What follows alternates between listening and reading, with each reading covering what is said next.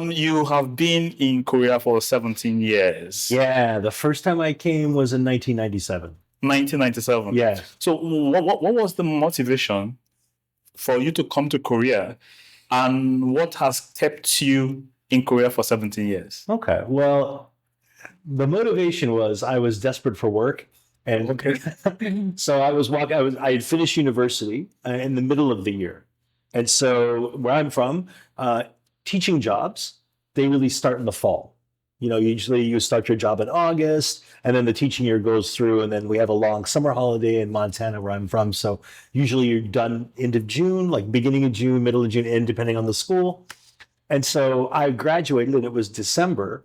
And so I could substitute teach, but I don't know if you've ever done any substitute teaching. It is a really thankless job. It is, you randomly walk into somebody else's classroom and it's like you get students, you don't know who it is, you don't know what subject you might get. Yeah. And I've done it a couple of times and it's okay. I don't, as a one or two thing to do it, just as experience, it's okay. But thinking about having to do that for at least 6 months, and then I still wouldn't be able to say I have real teaching experience, because at that time, people really didn't look at substitute teaching as like a real, like, no, you're not really teaching, you're just subbing. It's not really work. Yeah. And so it would have left me in the same position of I didn't have any practical experience at a job where one of the first things they ask you is like, well, tell us about your experience as a teacher. And like, well, I don't have any. Well, okay, interview over. And so I was walking through the School of Education, and it was one of those old school bulletin boards. Yeah. And they tack up the poster and it has like the little strips in it. I yanked off one of them and it was an email address to a recruiter. Yeah. And it was just like, teach English in Korea. And so I wrote that person I'd never met before, right? And they were like, oh yeah, I literally within a week I was sent a contract. Wow. And I signed it and sent it back to them. And a month later I was on a plane to Korea. And I had never traveled in Asia. And this was in 1997. Yeah. Okay. And so, and that was like I found the thing like January-ish, like at the end of the semester, and beginning of the new term, and I was done with school. So I was like, oh, all right, I'll write to this guy. He wrote to me. Like I said, the turnaround time between writing that email, getting the contract, and getting on a plane was about a month. By March, I was in Korea. Wow. That's a very interesting one. And probably what has kept you in Korea for 17 years? Yeah. Korea, number one, is a very safe place. Like I've never felt physically threatened. Yeah. Or that my life was in danger, or that, like someone was going to steal something from me. Like I've never had that experience in my time here. Like I've always felt like it's been a very safe place. Yes. And I think I've found, for me personally, people have been very kind. They've always really helpful, really friendly. We talked a bit before the show. I said I've had maybe one or two negative experiences. There haven't been very many. And a lot of times those, like when I look back on it, I'm like, either I was accidentally part of the problem, just, wrong place, wrong time. Like, the Korean, in Korea, they don't have the concept of like complete fault. So your insurance company, if you get in a car accident, even if the person, you ran into them from behind, which usually that's always 100% your fault. You should have seen, you should have stopped. Yes. It's still 95-5 in Korea. Wow. Because 5% is, why were you there? You shouldn't have been there.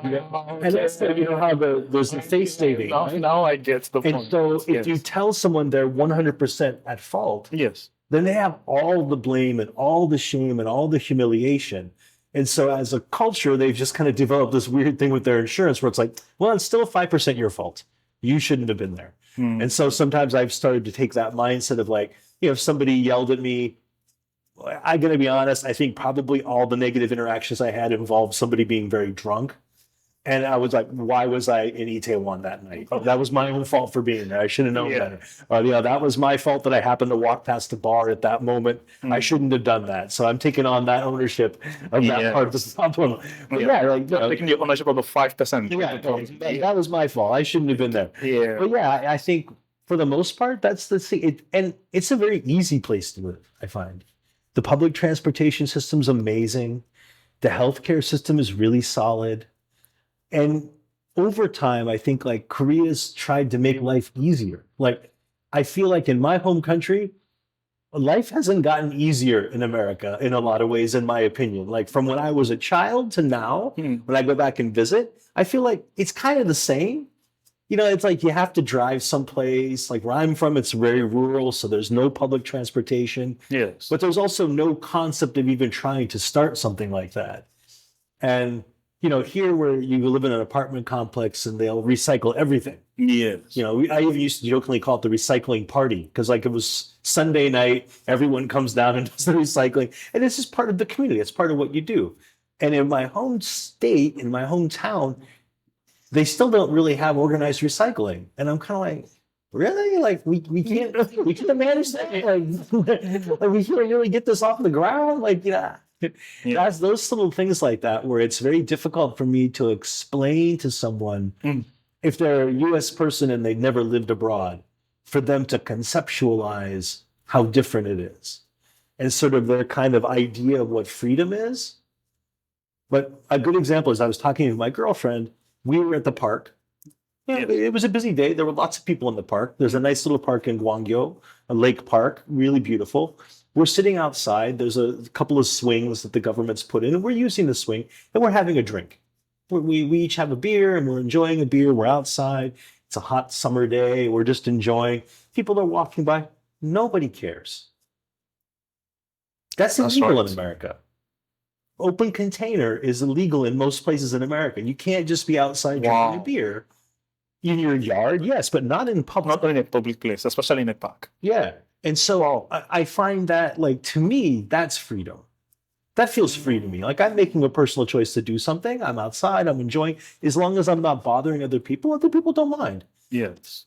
But in America, we have this thing about guns. You know, I own a gun. I'm free, and it's like, but are you? I can't own a gun in Korea, but I feel a lot more free in Korea than I do when I go back to the U.S. and visit. It's not that I don't love my country. I think I just like and love Korean culture a little more. For me as a foreigner, I think as a Korean, it would be exhausting. Like when I talk to my girlfriend about this all the time, she's Korean, but very non-Korean. And so she's always kind of struggled because people have expectations of her. She's like, oh, I'm not doing that. Yeah. And so, but you know, I'm sure you have lots of Korean friends and you've interacted with them in your classes. And so a lot of their life is obligation. But they also I don't think they feel it as a bad thing. You know, they're part of a community. You know, it's community first here, and your individual second. Yes. Whereas I'm from the country where individual is always first, and then there might be a community, maybe. You know? Yeah. But you know, I have friends who are my age that are Korean. Yes. And so they're in their 50s, and they have a group of friends that they still hang out with, like once a month or so, from their elementary school days. Like their best elementary 5 best friends. They'll get together once a month and do something. Yes. And then they have a group of friends from their middle school. And they're from their high school. And from their university. Yeah. And then there's one from their military days. Because there's always another group that's like about the military if you're a male. Yes. And then from the office. And so their whole time, for me as a foreigner, is filled up with these like sort of social obligations. Obligations, yes. They don't feel their obligations. And it's my perception as a foreigner. I'm the outsider. Yes. They see it as just being, that's how people interact. Like, that's how you survive. That's how you have a community. But to me, that feels exhausting. Like when I had to get together with my friends from elementary school once a month and just hang out, I don't think I'd be able to do that routinely. Like, they're nice people. I love them. Yeah. But all the time? Like, I don't need to see them that often.